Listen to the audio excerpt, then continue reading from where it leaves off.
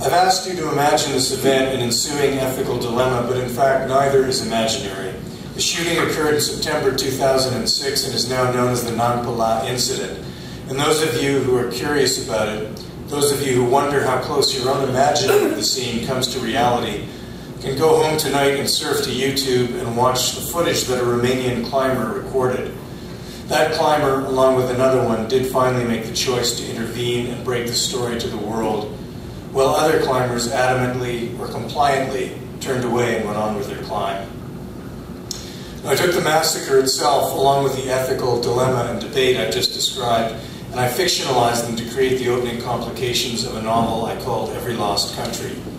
My book goes off in a different direction after that opening complication. I won't tell you anything about that. To move on, last year, The Guardian Weekly quoted Dr. Philip Zimbardo, who said, "The opposite of a hero is not a villain, it's a bystander."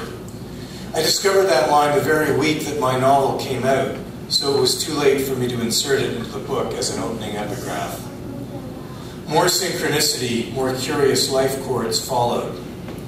Well, in the middle of my book tour for this novel about the ethics of intervention and resistance, I sat alone in a hotel room in Ottawa watching on a news channel blurry security cam footage of people in New York City walking past a man dying on a sidewalk. At least 7 people passed the man. Some stopped briefly to gawk. One of them bent down and shook the victim to see if he was merely drunk. But then, apparently noticing the stab wounds and the blood, he backed off and hurried on. The dead man, who was likely dead by the time the 7th passerby rolled him over, and was certainly dead by the time an emergency crew reached him sometime later, was in fact a good Samaritan, someone who'd intervened on seeing a man attack a woman. The police figured the pair were in a relationship. The Good Samaritan was a homeless man, a 31-year-old Guatemalan immigrant named Hugo Alfredo Talayax. On screen, stabbed by the woman's attacker, he staggers toward the camera. In fact, he's pursuing the man who has just stabbed him, before collapsing face down on the sidewalk. And then it begins, the slow, time-lapse funeral parade of passers-by. Not one of them dials 911. The woman whom Talayax died saving, and who was last seen fleeing in the opposite direction from the man who'd attacked her, presumably doesn't call for help either. It takes over an hour before emergency crews receive a call and hurry to the scene too late. Note too that it's a homeless man who's left unaided here. This again is a painfully typical detail.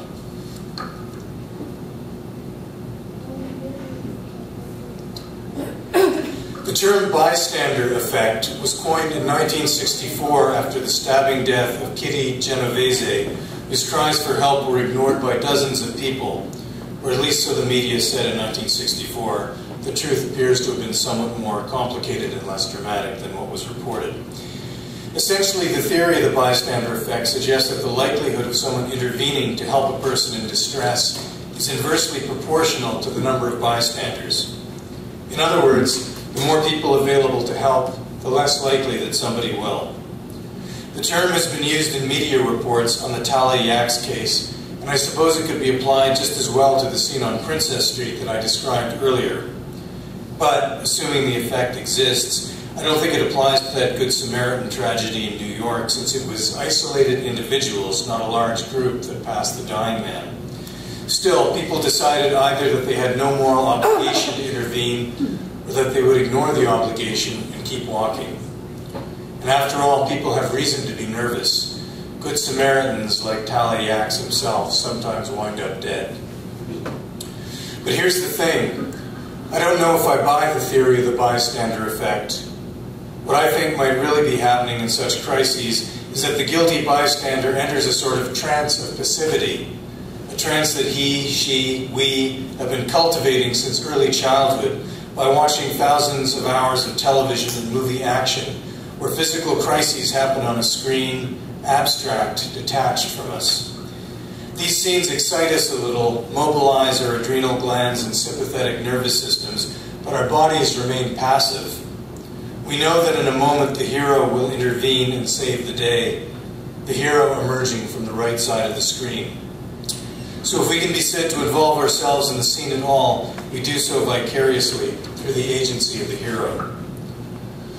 Likewise, on the street, at times of crisis, we're unconsciously waiting for the appearance of the hero. On screens, TV, movie, computer, we've seen this crisis play out 10,000 times.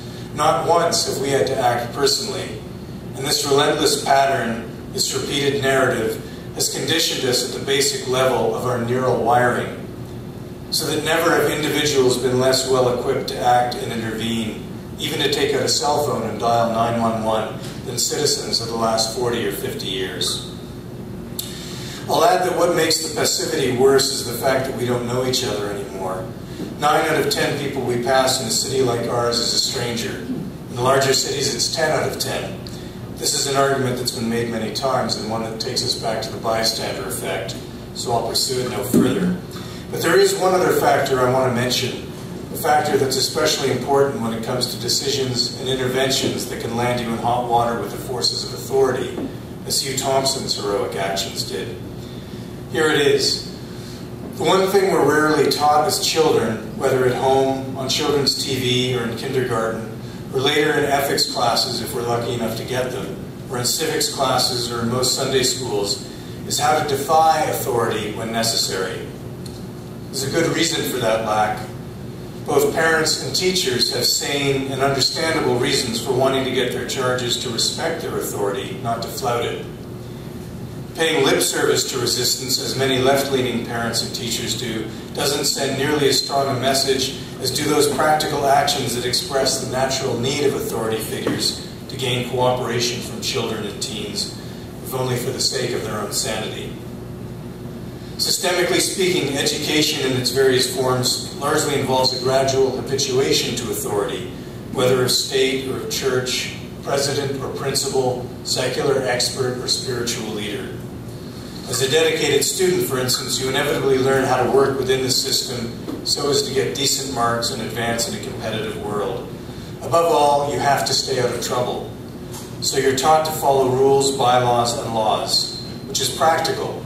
And following rules and obeying laws often makes good moral sense, too.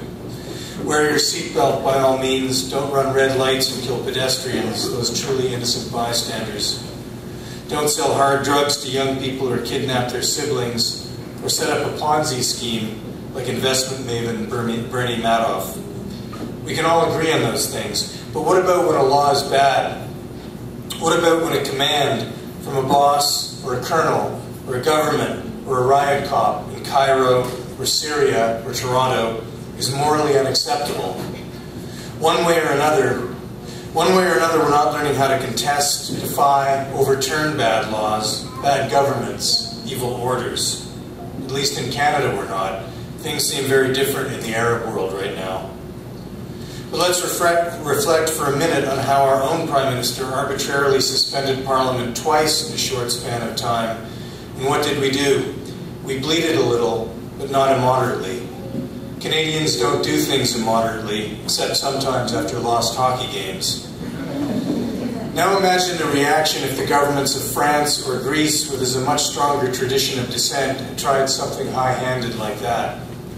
Next, a body of appointed, not elected, senators kills a bill that Parliament, elected Parliament, has passed, a flagrantly undemocratic act. And this time there's even less reaction from Canada's zombified body politic.